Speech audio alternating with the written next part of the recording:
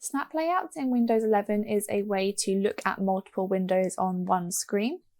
There's 3 ways to do this, so if you've done it before, you maybe use the traditional drag and drop. So you can see when I drag it to the side, there's a grey box and that will show where that window will snap to. If I also moved it slightly lower, it will lower the box, so it might just put it down to this tiny corner.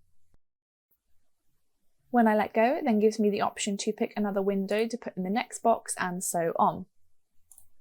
The second way to do this is when you're in a window, hover over the minimize or maximize icon in the top right corner. This will bring up various layouts. So if we were going to pick this 3 in a row kind of layout, then I could click this window into this part of the layout. Again, once selected, you'll see the option to do the next window and the next window after that.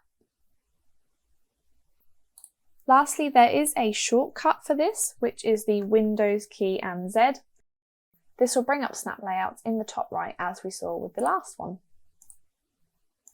So that is how to use snap layouts.